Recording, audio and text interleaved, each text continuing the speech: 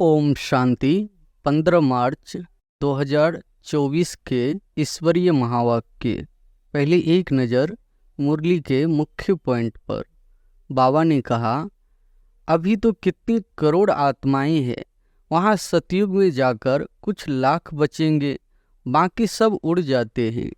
पतित पावन भी एक बाप को ही कहते हैं, फिर कोई ईश्वर कहते, परमात्मा कहते, वह भगवान कहते हैं। है तो एक, अनेक नहीं है। बाप सबका एक है। जापानियों के फीचर्स, यूरोपियन के फीचर्स, चीनियों के फीचर्स देखो, इंडिया वाले के फीचर्स बदली होते जाते हैं। उन्हों के लिए ही श्याम सुंदर का गायन है और कोई धर्म के लिए नहीं। यह मनुष्य सृष्टि का झार है, वैरायटी धर्म है। यह कल्प है 5000 वर्ष का। इसको वृक्ष कहो या दुनिया कहो। आधा में है भक्ति, जिसको रावण राज्य कहा जाता है। रावण संप्रदाय वालों की चलन और दैवी संप्रदाय वालों की चलन में रात दिन का फर्क है। मनुष्य उन्हों की महिमा गाते हैं, अपने को नीच पापी कहते हैं। और फिर बाबा ने कहा, मृग तृष्णा समान शोभा है। वो रेत पानी जैसी दूर से ऐसी चमकती है जैसे चांदी। हिरन को प्यास लगती है तो वह उस रेत में भागते भागते फंस जाता है। भक्ति भी ऐसे है, उसमें सब फंस पड़े हैं। उससे निकालने में बच्चों को मेहनत लगती है। सारी दुनिया में द्रौपदियाँ और दुर्योधन है। और फिर ऐसे भी कहेंगे कि तुम सब पार्वतियाँ हो जो अमर कथा सुन रही हो। देवताओं की आयु बड़ी थी ना, फिर बड़ी आयु वाले कहाँ गए? पुनर्जन्म लेते लेते आयु कम हो जाती है। यह दुख सुख का खेल है, इसको कोई जानते नहीं। नदियों में तो किचरा पड़ता रहता है, कुएं का पानी तो नेचुरली शुद्ध होता है, तो उनसे स्नान करना बहुत अच्छा होता है। भक्ति मार्ग में भी स्वच्छता को पसंद करते हैं। अब परमात्मा को पुकारते हैं कि आकर हमको स्वच्छ बनाओ। और फिर लास्ट में बाबा ने कहा, सृष्टि की उतरती कला है, गायन भी है चढ़ती कला। तेरे भाने सर्व का भला, सर्व की सद्गति हो जाती है। आसक्ति है देवताएं, नास्तिक है रावण राज्य में। ज्ञान से तुम आस्तिक बनते हो, फिर 21 जन्मों का वर्षा मिल जाता है। शास्त्रों में लिखा है, सागर ने थालियां भर भर कर दी। अब ज्ञान सागर तुमको रत्नों की थालियां भर भर कर देते हैं।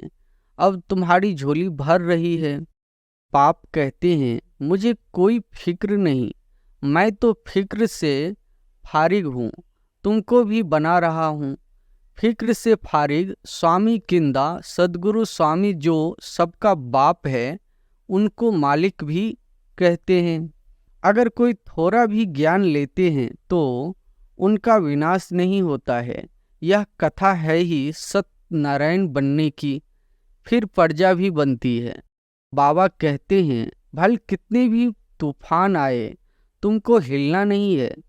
तूफान आएगा, सिर्फ कर्मेंद्रियों से कर्म नहीं करना। अब सुनते हैं महावाक्यों को विस्तार से। मुरली का सार है, मीठे बच्चे, ज्ञान सागर बाप तुम्हें रत्नों की थालियां भर भर कर देते हैं। जितना चाहे अपनी झोली भरो, सब फिक्रातों से फ्री हो जाओ। प्रश्न है, ज्ञान मार्ग की कौन सी बात भक्ति मार्ग में भी पसंद करते हैं? उत्तर है, स्वच्छता। ज्ञान मार्ग में तुम बच्चे स्वच्छ बनते हो। बाप तुम्हारे मैले कपड़ों को स्वच्छ बनाने आए हैं। आत्मा जब स्वच्छ अर्थात पावन बन जाती है, तब घर में जाने के उड़ने के पंख लग जाते हैं।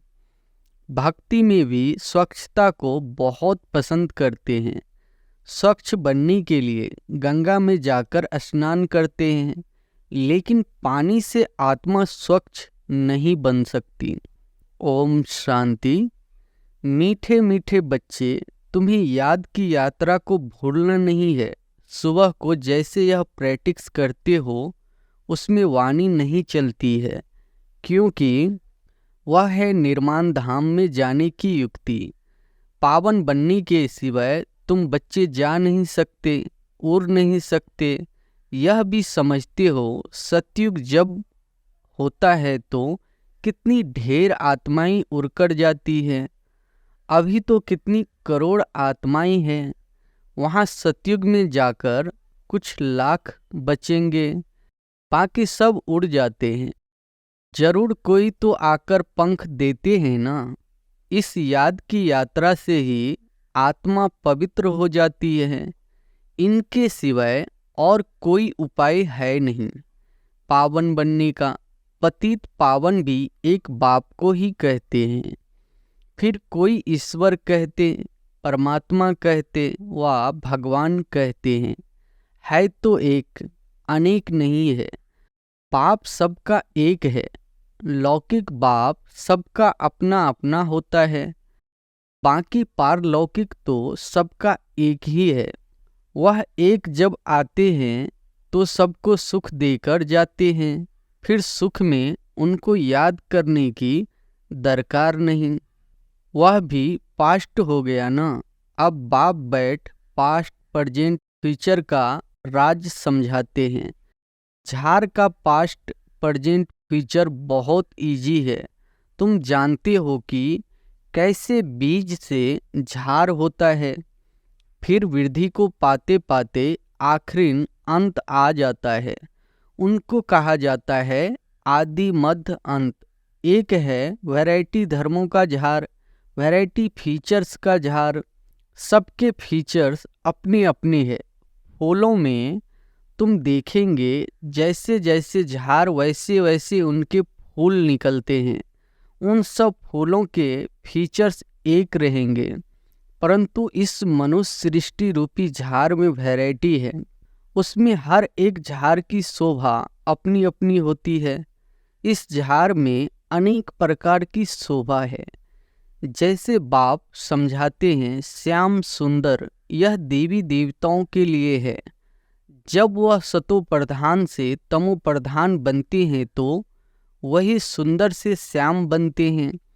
ऐसे श्याम सुंदर और कोई धर्मों में नहीं बनते हैं।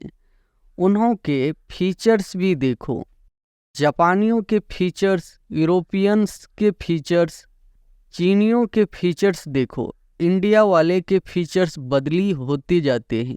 उन्हों के लिए ही श्याम सुंदर का गायन है और कोई धर्म के लिए नहीं। यह मनुष्य सृष्टि का झार है, वैरायटी धर्म है।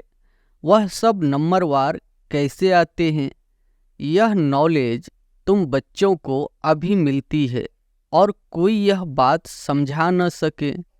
यह कल्प है 5000 वर्ष का। इसको वृक्ष कहो या दुनिया कहो, आधा में है भक्ति, जिसको रावण राज्य कहा जाता है। 5 विकारों का राज चलता है। काम चिता पर चढ़कर पतित सांबड़े बन जाते हैं। रावण संप्रदाय वाले की चलन और दैवी संप्रदाय वाले की चलन में रात दिन का फर्क है। मनुष्य उन्हों की महिमा गाते हैं, अपने को नीच पापी कहते हैं। अनेक प्रकार के मनुष्य है।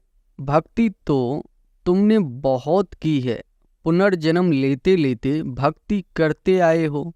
पहले होती है अव्यभिचारी भक्ति। एक की भक्ति पहले पहले शुरू करते हैं, फिर व्यभिचारी हो जाती है, अंत में फिर बिल्कुल ही व्यभिचारी बन जाते हैं। तब बाप आकर अव्यभिचारी ज्ञान देते हैं, जिस ज्ञान से सद्गति होती है। इसका जब तक पता नहीं है तो भक्ति के ही घमंड में रहते हैं। यह पता नहीं है कि ज्ञान का सागर एक ही परमात्मा है। भक्ति में कितने वेद शास्त्र याद कर जवानी भी सुनाते हैं। यह सब है भक्ति का विस्तार, भक्ति की शोभा है। बाप कहते हैं यह मृग तृष्णा समान शोभा है। वो रेत पानी जैसी दूर से ऐसी चमकती है जैसी चांदी हिरन को प्यास लगती है तो वह उस रेत में भागते भागते फंस जाता है। भक्ति भी ऐसे है, उसमें सब फंस पड़े हैं। उससे निकलने में बच्चों को मेहनत लगती है, विघ्न भी इसमें पड़ते हैं, क्योंकि पाप पवित्र बनाते हैं। द्रौपदी ने भी पुकारा, सारी दुनिया में द्रौपदियाँ और दुर्योधन है, और फिर ऐसे भी कहेंगे कि तुम सब पार्वतियाँ हो जो अमर कथा सुन रहे हो। बाप तुमको अमर लोक के लिए अमर कथा सुना रहे हैं। यह है मृत्यु लोक, यहाँ अकाले मृत्यु होती रहती है। बैठे बैठे हार्ट फेल हो जाते हैं, तुम हॉस्पिटल में जाकर समझा सकते हो यहाँ तुम्हारी आयु कितनी कम है। बीमार हो पड़ते हो, बाकी बीमारी होगी नहीं। भगवान वाच, अपने को आत्मा समझो, मुझ बाप को याद करो, औरों से ममत्व मिटा दो, तो तुम्हारे विकर्म विनाश होंगे। फिर कभी बीमार होंगे नहीं, काल खाएगा नहीं, आयु भी बड़ी होगी। इन देवताओं की आयु बड़ी थी ना, फिर बड़ी आयु वाले कहाँ गए? पुनर्जन्म लेते लेते आयु कम हो जाती है। यह दुख सुख का खेल है, इसको कोई जानते नहीं। मेले मलाखरे आदि कितने होते हैं, कुंभ के मेले में कितने लोग स्नान करने के लिए जाकर इकट्ठे होते हैं, परंतु फायदा कुछ भी नहीं। रोज तुम स्नान करते हो, पानी तो सब जगह सागर से ही आता है। सबसे अच्छा पानी तो कुएं का होता है। नदियों में तो किचरा पड़ता रहता है, कुएं का पानी तो नेचुरली शुद्ध होता है, तो उससे स्नान करना बहुत अच्छा होता है। पहले यह रिवाज था, अब नदियों का रिवाज पड़ा है। भक्ति मार्ग में भी स्वच्छता को पसंद करते हैं। अब परमात्मा को पुकारते हैं कि आकर हमको स्वच्छ बनाओ। गुरु नानक ने भी परमात्मा की महिमा गाई है कि मुँह पलीती कपड़ धोए। बाप आकर मुँह पलीती कपड़ों को स्वच्छ बनाते हैं। यहाँ बाप आत्मा को स्वच्छ बनाते हैं, वो लोग आत्मा को निर्लेप समझते हैं। बाप कहते हैं यह है ही रावण राज्य, सृष्टि के उतरती कला है। गायन भी है, चढ़ती कला तेरे बहाने सर्व का भला, सर्व की सद्गति हो जाती है। हे बाबा, आपके द्वारा सबका भला हो जाता है। सतयुग में सबका भला होता है, वहाँ सब शांति में है, एक ही राज्य है। उस समय और सब शांति धाम में रहते हैं। अब यह लोग माथा मारते हैं कि विश्व में शांति हो। उससे पूछो, आगे कभी विश्व में शांति थी जो अब फिर मांग रहे हो? वो फिर कह देते हैं अभी कलयुग में 40,000 वर्ष और पड़े हैं, मनुष्य घोर अंधियारे में है। कहाँ 5,000 वर्ष का सारा कल्प, कहाँ एक कलयुग के ही 40,000 वर्ष बचे हुए बताते हैं। अनेक मतें हैं, बाप आकर सच बताते हैं कि जन्म भी 84 ही है। लाखों वर्ष हो फिर तो मनुष्य जानवर आदि भी बन सकते हैं, परंतु कायदा ही नहीं है। 84 जन्म मनुष्य का ही लेते हैं, उसका हिसाब किताब भी बाप बतलाते हैं। यह नॉलेज तुम बच्चों को धारण करनी है। ऋषि मुनि तो नेति नेति करके गए हैं, अर्थात हम नहीं जानते हैं तो नास्तिक ठहरे। जरूर कोई आस्तिक होंगे। आस्तिक है देवताएं, नास्तिक है रावण राज्य में। ज्ञान से तुम आस्तिक बनते हो, फिर 21 जन्मों का वर्षा मिल जाता है, फिर ज्ञान की दरकार नहीं रहती। अब पुरुषोत्तम संगम युग है, जबकि हम उत्तम से उत्तम पुरुष स्वर्ग के मालिक बन रहे हैं।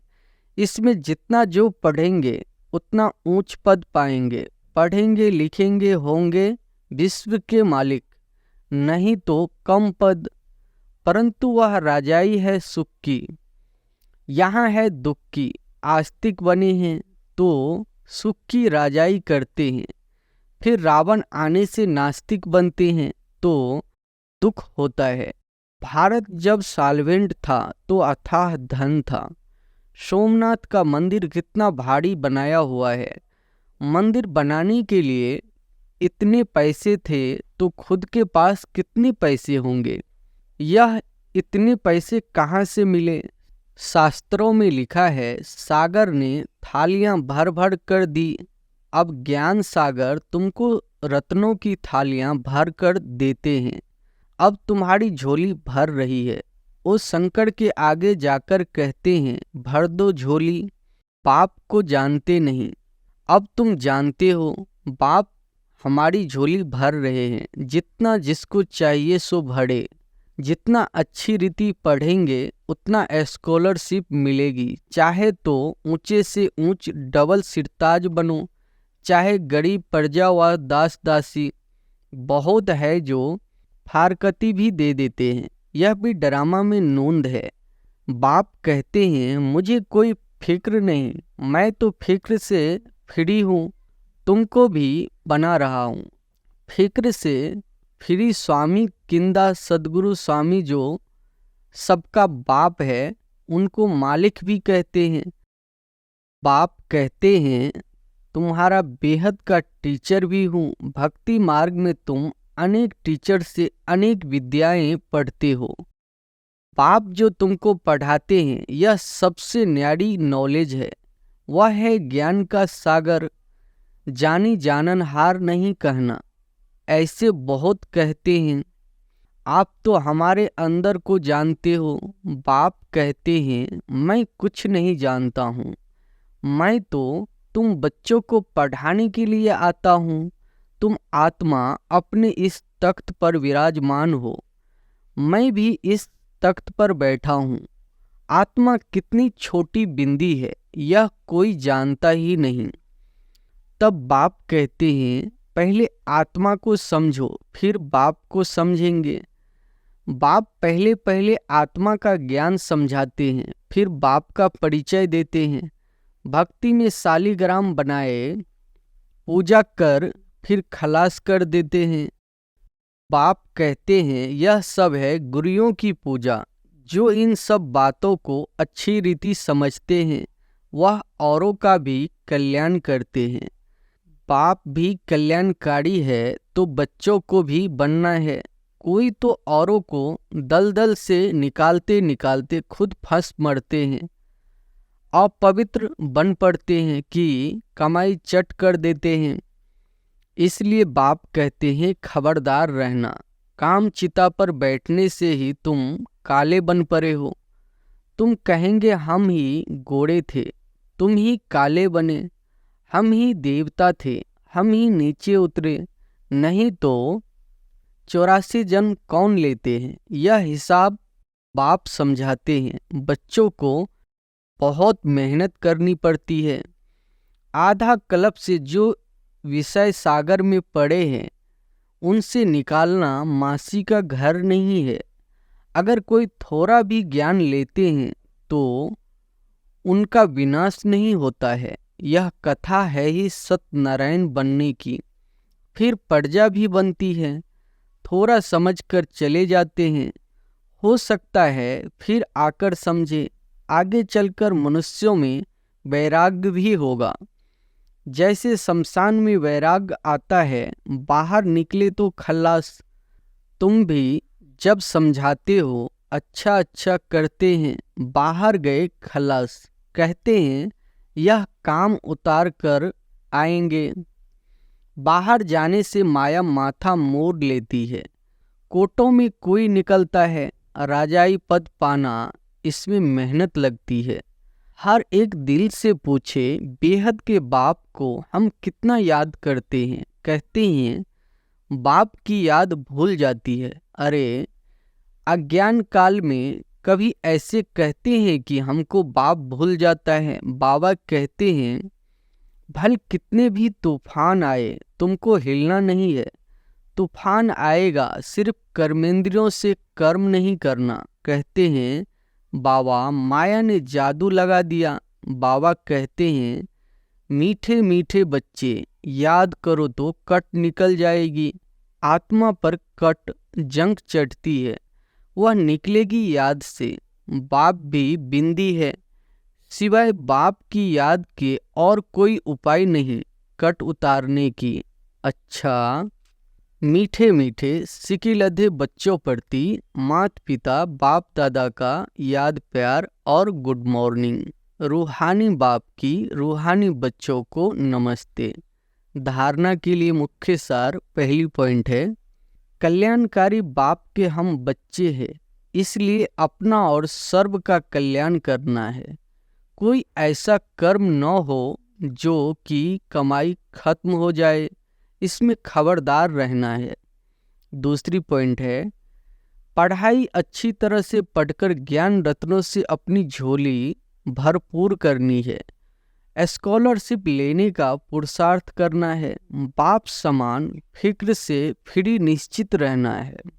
वरदान है, महसूसता शक्ति द्वारा पुराने स्वभाव संस्कार से न्यारा बनाने वाले माया जीत भव। महसूसता शक्ति द्वारा पुराने स्वभाव संस्कार से न्यारा बनाने वाले माया जीत भव।